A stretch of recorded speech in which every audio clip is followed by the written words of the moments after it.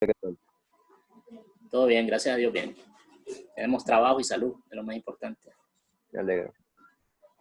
Bueno, entonces miren, voy a compartir una, una diapositiva que tengo por aquí.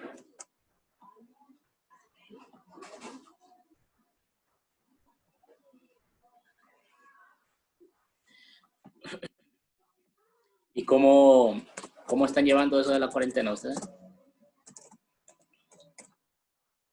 ¿Cómo miran la situación? ¿Ya se aburrieron de estar encerrados? Yo digo que yo sí, eso que yo vivo así toda mi vida. Yo también, pero Sí, es que es un poco frustrante pasar, no tener otras actividades que hacer, solo estar en la casa. Bueno, aunque en la casa hay mucho que hacer, pues si usted es una persona que ayuda a su familia y a hacer lo que tienen que hacer, el almuerzo, el mantenimiento, el aseo, pues entonces está bien. El problema es que la gente a veces se aburre porque no quiere hacer nada.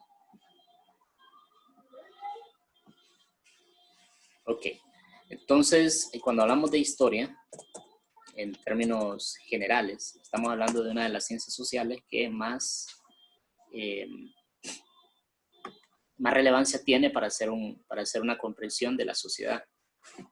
¿Por qué? Porque nosotros somos el resultado de las decisiones que se han venido tomando en el pasado. O sea, nosotros somos un subproducto de la historia, lo que vivimos el presente. Imagínense que nosotros en esta situación actual en la que estamos,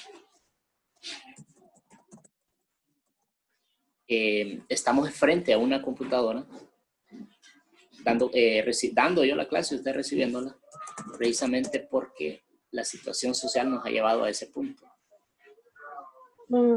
La situación social nos ha llevado a ese punto. Imagínense que un virus surgido en el otro lado del mundo nos tiene limitados, nos tiene tremendamente limitados.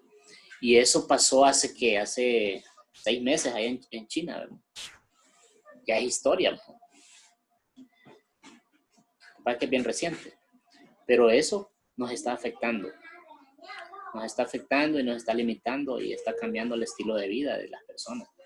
Entonces, la historia así es, la historia modifica y nos define. Aunque nosotros no querramos, ¿verdad? Aunque nosotros no querramos, tenemos que aceptar lo que pasa y buscar la manera de encontrar soluciones creativas a lo que está pasando. Entonces, como ciencia, la historia no solo narra de forma mecánica lo que ha pasado, ¿okay? Sino que como ciencia, la historia explica las relaciones causales de las cosas. Entonces, ¿cómo es posible que un acontecimiento ocurrido lejos modifique a toda la humanidad? Cambia la forma de vivir de toda una población. Eso se tiene que explicar de alguna manera. Y los historiadores utilizan diferentes métodos para tratar de entender y explicar por qué las cosas pasan. ¿Por qué, por ejemplo, aquí en Honduras, a pesar de que tenemos riqueza, que tenemos recursos, que no somos un país pobre, sino que somos un país saqueado, robado y mal administrado? Porque a pesar de eso, en el transcurso de la historia, nosotros no salimos adelante. Entonces, quizás hay un problema también con esto de la historia, y es que la estamos repitiendo. Al desconocer nuestra historia, repetimos los mismos errores. Las personas no salen de su ignorancia porque también desconocen su pasado. ¿Okay? Entonces, si nosotros tuviéramos que empezar desde cero a cada momento, no avanzaríamos. Entonces, hay que entender la historia para poder evolucionar. Hay que entender la historia para poder cambiar. Porque si no, estamos dando vueltas en un círculo. Entonces, por eso es que la historia es tan importante para el análisis de la sociedad. Porque solo a través del conocimiento real de lo que ha pasado, entonces podemos entender por qué somos como somos y por qué estamos como estamos. Y también al mismo tiempo podemos evitar en un futuro repetir lo malo que ha ocurrido. Entonces, por eso es que la historia es tan importante. No solo es saberse de memoria un montón de nombres de viejitos, como dicen ustedes, ¿okay? Sino entender cómo ocurrieron las cosas. Entonces, la persona que conoce de historia, una persona que no se deja engañar, una persona que ya tiene un nivel de conciencia más agudo. A ese nivel de conciencia se le llama conciencia histórica. Entonces, usted es una persona que alguien viene y le dice, no, es que miren, aquí lo mejor que nos pasó era cuando gobernaban los militares en los años 70. Y usted dice, ¿está seguro? Sí, porque mire que había menos delincuencia y que no sé qué. Pero una persona que no ha estudiado cómo eran esos gobiernos realmente, no le puede asegurar que era mejor. ¿Okay? Entonces, perdón, por eso es que uno no puede andar repitiendo cosas sin investigarlas primero. Es como cuando dicen, no, que en el gobierno de Carías todo era mejor. ¿Era mejor realmente o solo era diferente? Entonces hay que estudiar ese gobierno de Carías y ver qué era, cómo pensaba la gente, qué se hacía, si había gente que estaba en contra de lo que él hacía o si todo el mundo lo aceptaba. Entonces, para eso es bueno entender la historia. Porque sus abuelos quizás o sus padres dicen cosas de su pasado que ellos vivieron y lo vivieron a su modo, y ustedes los escuchan hablar y dicen, no, que antes era mejor, antes todo era más barato, antes no había tanta maldad, etc. Pero cuando usted investiga la historia, se va a dar cuenta que los humanos no hemos cambiado mucho. Nuestra forma de ser, quizá ahora tenemos tecnología, herramientas más sofisticadas, pero básicamente repetimos los mismos vicios, los mismos errores. Entonces ahí es donde la historia le puede dar un panorama más amplio de qué pasaba realmente. Entonces la historia es una ciencia social. Estudia los acontecimientos históricos más importantes realizados por los hombres. O sea, no va a estudiar trivialidades, ¿no? Sino cosas que tienen un impacto social. Por ejemplo, cuando usted investiga la historia y quiere entender cómo llegó Cristóbal Colón a América, no se va a detener en saber si Cristóbal Colón se peinaba para un lado, se peinaba para el otro, o si le gustaba la carne de cerdo más que la carne de res. Esas cosas son irrelevantes. Lo que nos va a interesar a nosotros es cómo Cristóbal Colón llegó a la conclusión, por ejemplo, de que la Tierra era esférica. ¿De dónde obtuvo ese conocimiento? ¿Quién lo influyó a él? ¿Okay? Pero no nos vamos, no, la historia no se detiene en trivialidades, sino en hechos importantes. ¿Por qué, por ejemplo, en la independencia de Centroamérica no mataron a nadie, sino que fue una independencia pacífica? Poca gente logra entender por qué nuestra independencia, a diferencia de otras independencias donde se empezaron a pelear y se agarraron a tiros, aquí simplemente dijeron, ya somos independientes, cheque, celebremos. Entonces es un poco raro, ¿verdad? Entonces la historia le tiene que dar respuestas a esas inquietudes, que son importantes porque definen la vida social de las personas. Entonces la historia son hechos ubicados en el tiempo, pero el historiador sabe de que todo hecho, todo fenómeno que ha ocurrido en el tiempo también ocurre en el lugar, en un espacio. No podemos separar algo que ocurre del espacio donde ocurre. O sea que ahí la historia y la geografía van de la mano siempre. Porque al estudiar la historia de Honduras, está estudiando el pasado del lugar llamado Honduras. ¿Okay? Entonces van de la mano, de espacio y tiempo. ¿Y a qué se dedica la historia? A analizar y a criticar. Cuando usted escucha la palabra análisis, sepa que se refiere a entender, a comprender y a poder explicar en base a causas, a efectos. La causalidad es clave. A inferir, a sacar conclusiones. Eso es el análisis. El análisis requiere que usted tenga diferentes fuentes, que usted investigue, que usted compare. No solamente es repetir. Una persona que se dedica a la historia no va a repetir nada más. Tiene que hacer análisis. Y criticar no significa hablar mal de alguien en la ciencia.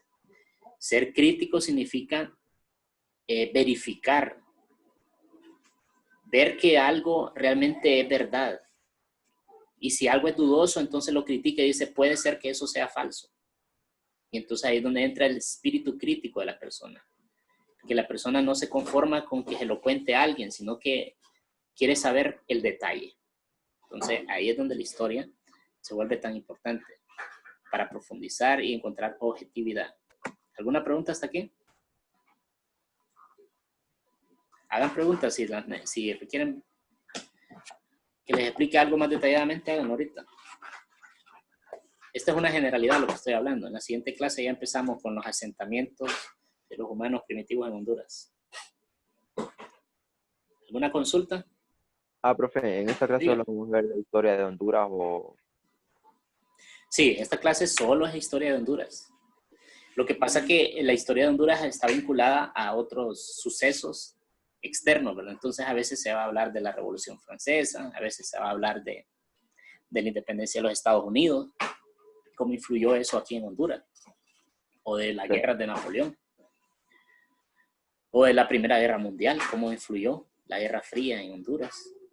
Entonces, pero básicamente es centrado en entender nuestra realidad histórica. Entonces, la historia como ciencia busca el descubrimiento de la verdad. Recuerden que la palabra verdad, ahora piensa la gente que cada quien tiene su verdad y que la verdad es relativa. Entonces todo el mundo habla, es que en mi opinión, para mí la verdad es esto. Y viene otro y dice, bueno, en mi opinión, para mí la verdad es esto otro. Y todo el mundo piensa que puede tener un pedacito de la verdad. ¿Ok? Pero esa es una equivocación grande. Es una falacia. Porque la verdad es objetiva. La verdad está ahí, aunque a mí no me guste. Pero cuando la persona dice, esta es mi verdad, está hablando de una interpretación de la verdad a su gusto, a su conveniencia. ¿Sí? Pero la verdad está ahí, aunque no me guste. Entonces, la verdad objetiva es una verdad neutral, donde mi emoción no tiene que interferir. ¿Sí? Entonces, el historiador va a buscar una verdad que a veces va a ir en contra de lo que él cree. Por ejemplo, imaginen un historiador que es cristiano y que va a la iglesia, pero buscando en la historia se da cuenta de que la iglesia ha cometido unos errores terribles. Si él es una persona objetiva, va a decir, esto ocurrió lamentablemente, que la iglesia se portó mal y hicieron este desastre. Entonces él, aunque no le guste, porque es una persona cristiana y tiene fe, tiene que decirlo. ¿Me explico? Entonces la verdad no es una interpretación a mi gusto, a mi antojo, sino que es una interpretación basada en hechos. Esa es la verdad. Y la verdad del historiador, lamentablemente, se vuelve política. Entonces, muchos historiadores escriben libros con tinte ideológico. Significa que lo utilizan como propaganda. Y entonces aquí viene aquel problema de que a veces los historiadores escriben de que los indígenas eran personas buenas, pacíficos, y llegaron los españoles malvados a hacerles daño, a matarlos, a pasarles enfermedades y a destruirles y a robarles todo. Entonces le ponen a usted a la víctima como el bueno y le ponen al español como el terrible. Pero eso no es cierto. Cuando usted investiga la historia se da cuenta que vinieron españoles con muy buenas intenciones a hacer mucho bien a la gente de aquí. Y se va a dar cuenta también que muchos indígenas eran perversos, eran asesinos, mataban niños, sacrificaban personas, secuestraban. Entonces no eran mansas palomas, como lo puede encontrar en algunos libros de historia. ¿Okay? ¿Por qué? Porque la gente escribe a veces los libros con el propósito de convencer en su ideología y en su forma de pensar, más que para transmitir una verdad. ¿Okay? Entonces, por eso no todo libro de historia significa que lo que dice ahí es real. Y puede estar teñido con ideología. Por eso es que ustedes no crean todo lo que dicen los libros. También hay que investigar otros libros con otros puntos de vista. ¿Ok? Eso es muy importante, porque en el mundo intelectual también hay mucha manipulación. Otra cuestión es que emplea el método científico. La historia tiene que emplear el método científico, tiene que apoyarse en otras ciencias. En la historia investiga las causas y las consecuencias de los acontecimientos. Por eso yo le decía que la causalidad es importante aquí, porque lo que se pretende es entender por qué pasan las cosas. ¿Por qué, por ejemplo, dieron golpe de Estado a Mel Zelaya en el 2009? Y que todavía todo el mundo habla de eso y ya nos tienen aburridos para repetir lo mismo. Pero el historiador va a tratar de encontrar la objetividad. Y aunque él sea de ese partido, del Partido Libre, él si encuentra de que Mel Zelaya cometió un montón de errores y que estaba cayendo en la ilegalidad, tiene que decirlo, porque es una verdad objetiva, aunque no le guste. ¿Okay? Lo que pasa es que si es una persona que no es honesta, entonces solo va a decir lo bueno de Mel Zelaya. ¿Okay? Y por el otro lado también, si los que son del Partido Nacional y algún historiador de ese partido viene y habla de lo que ocurrió en el 2009, pues va a llevar agua solo para su molino y va a decir, no, que eso era terrible y que lo salvamos del comunismo a los hondureños y que ya nos venía lo peor. Y entonces él, en vez de hacer historia, se vuelve un político tratando de convencer a la gente. Y eso no es historia. Entonces el historiador va a emplear el análisis y la crítica, como les he estado diciendo. ¿Qué son las fuentes de la historia? O sea, ¿dónde adquiere el historiador el conocimiento para hacer el análisis? Bueno, entonces van a encontrar fuentes materiales, fuentes escritas y fuentes visuales. Dentro de las fuentes materiales vamos a encontrar restos arqueológicos, huellas y señales dejadas por el hombre. ¿Okay? Y eso con esos pedazos de cerámica, con esas hachas de piedra o flechas, vamos a reconstruir como que fuéramos una obra de teatro. Vamos a reconstruir la vida histórica de esos pueblos. ¿Okay? ¿Alguna pregunta hasta aquí?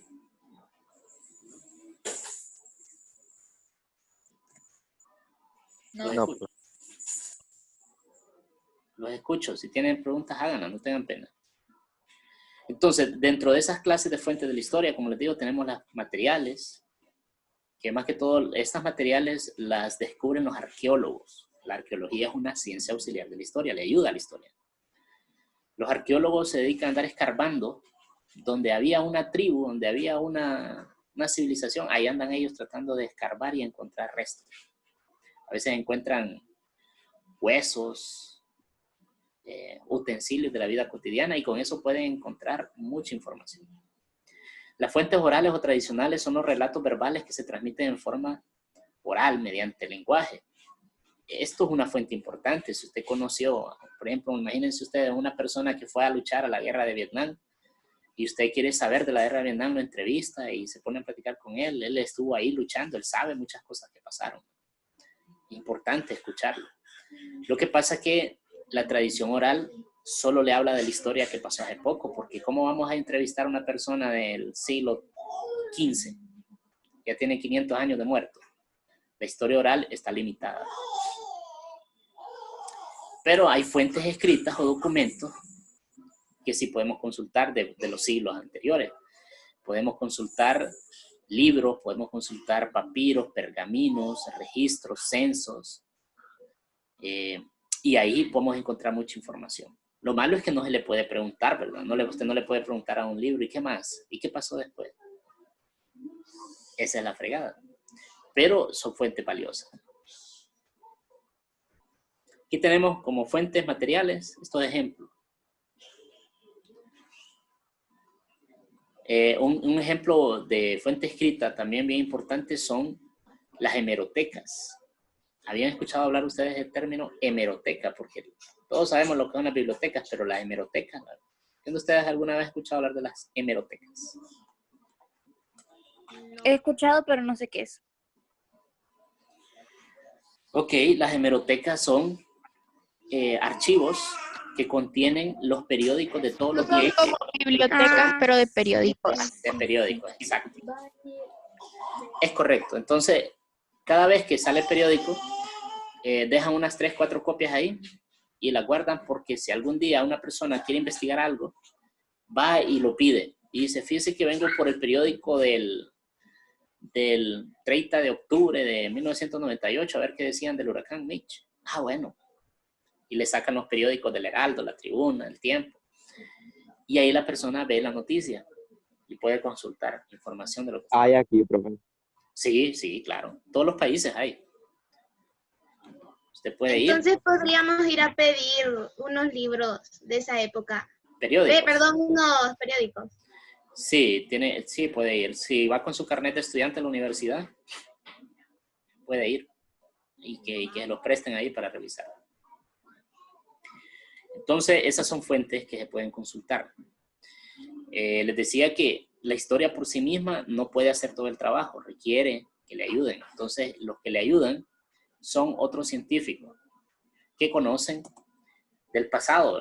Por ejemplo, la geografía, que le va a decir en qué lugares o escenarios se produjeron esos acontecimientos. Porque la historia ocurre en el espacio, no solo en el tiempo. La cronología, que le va a indicar el tiempo, la fecha en la que se van desarrollando los eventos. La cronología es el orden de los acontecimientos. La antropología, que estudia los tipos humanos, sus caracteres físicos y culturales. Los antropólogos, ya les he explicado yo, que estudian el origen del hombre y cómo interactúa en su cultura. Los antropólogos encuentran diferentes fuentes que luego los historiadores la utilizan para hacer su análisis. Los arqueólogos también y los paleontólogos. En el caso de los paleontólogos, estudian los fósiles humanos, animales y vegetales de especies que ya se extinguieron. ¿Por qué? Porque hay humanos que ya se extinguieron. Si usted estudia la antropología, se da cuenta que habían especies de seres de humanos, antepasados nuestros, que ya no existen. O sea, especies con características diferentes a nosotros, pero que en esencia eran humanos también, se extinguieron. Así como se extinguieron los dinosaurios, se extinguieron las plantas, varios tipos de plantas. Así se extinguieron homínidos antepasados nuestros, como el hombre de Neandertal, como el hombre Cromañón. Se extinguieron, ya no existen, pero existieron y hay evidencia. ¿Por qué? Porque hay huesos de ellos. Y los paleontólogos los estudian, los analizan. Muy bien.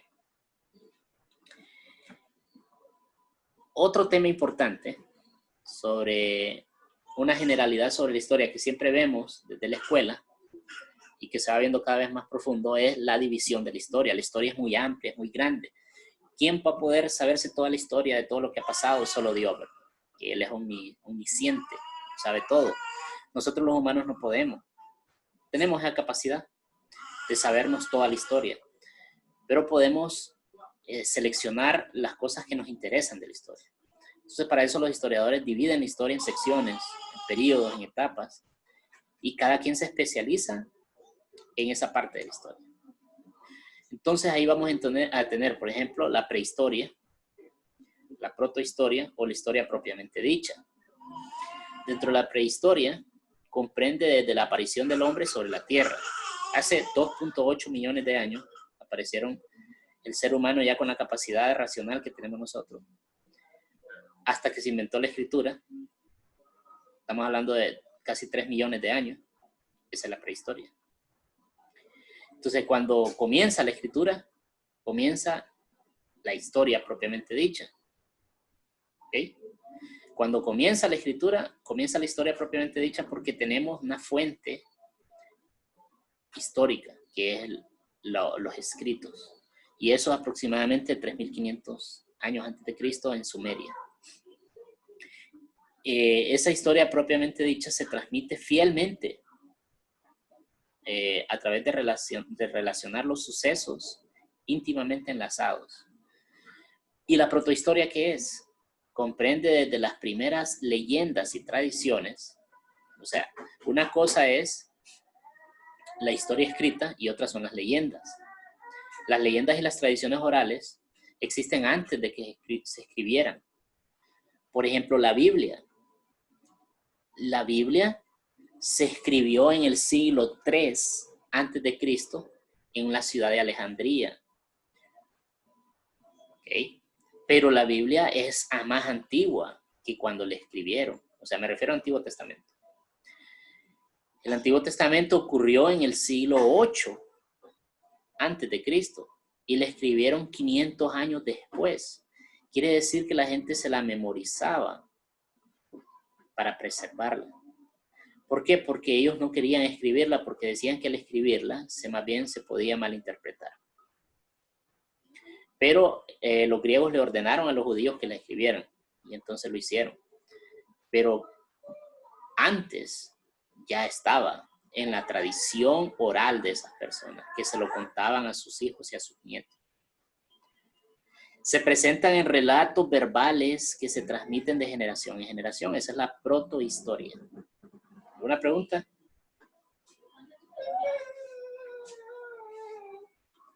¿Alguna pregunta, jóvenes? No, profe. Bueno, entonces cuando hagamos más adelante la guía, yo les voy a dar el concepto de prehistoria, protohistoria e historia propiamente dicha, porque ustedes tienen que sabérselo, tienen que saber diferenciarlo. Los historiadores utilizan diferentes criterios para dividir la historia. El criterio tradicional se basa en hitos. Un hito es un acontecimiento importante que cambia la realidad social. Puede ser un acontecimiento militar, una guerra, puede ser un acontecimiento tecnológico, puede ser un acontecimiento económico, una revolución económica que cambia la forma de vida de las personas. Entonces, esa forma de dividir la historia se llama división tradicional. ¿Ok? Entonces, no es la única forma de dividir la historia. Hay otra división que se llama la división del materialismo histórico, del filósofo y sociólogo Karl Marx, que ya lo hemos visto en la clase de sociología. Él divide la historia en puros aspectos económicos, en la relación de las clases sociales. Pero la tradicional, para entender muchos factores y que la mayoría utilizamos, es la división de la historia tradicional en edades, ¿verdad? Edad antigua, edad media, edad moderna, edad contemporánea. Y encontramos algo donde comienza la edad antigua y donde termina. Y así con cada periodo. Entonces esa es la división o la periodización tradicional de la historia básicamente de Occidente, ¿verdad? Porque por lo general hay un problema con la historia también. Y ese problema es que los historiadores son eurocentristas. El eurocentrismo consiste en creer que la historia se centra solo en Europa y que los europeos son los importantes de la historia. Y lo que pasó en China, en la India, en África y en América, pues no importa.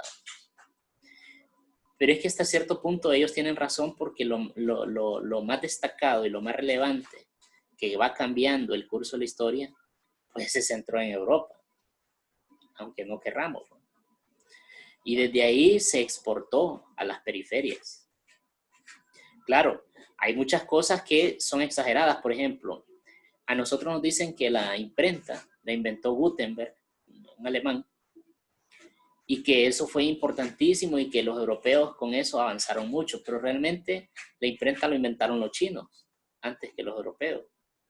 Pero como los chinos no le dieron el uso que le dieron los europeos a la imprenta, entonces se centra más en lo que pasó en Europa con la imprenta, con la distribución de las ideas y cómo afectó la ilustración.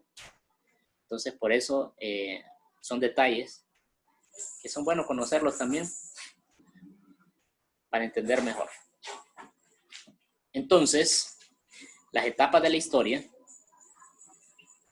son básicamente prehistoria, edad antigua, edad media, edad moderna y edad contemporánea. ¿Cuáles son los sucesos más importantes? Ya lo hemos visto en las clases, ¿no? El año pasado, repetimos. Ustedes ya eso ya se lo tienen que saber. Yo doy por un hecho que ustedes ya se saben eso. Así que si los pregunto, no deberían tener problema en responder. La otra división es por el orden económico, que les decía, la de Carlos Marx. Perdón. Comunismo primitivo, esclavismo, feudalismo, capitalismo y socialismo. Eso hasta se hizo exposiciones sobre ese tema en sociología. Entonces yo doy por entendido que ustedes ya se lo saben y que si los pregunto ya lo manejan. Entonces ahí nos quedaríamos. ¿Cuál va a ser la asignación que ustedes van a hacer? Bueno, la asignación es adelantarnos un poco a lo que se viene. de la siguiente clase. Entonces ustedes lo que van a hacer es investigar los primeros asentamientos humanos en Honduras. Investigar los primeros asentamientos humanos en Honduras. Jóvenes, activen su cámara que necesito tomar una fotografía de evidencia y que recibieron clase ordenadamente.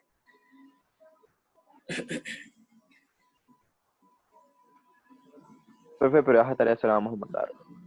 Sí. Vaya Diego, Axel, Abril, Moisés y Cristina, activen su cámara.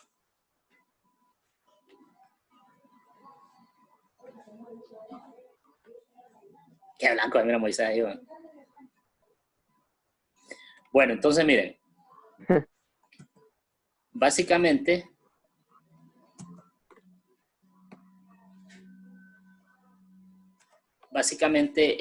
es investigar los asentamientos, cómo fue que se establecieron los primeros humanos en Honduras.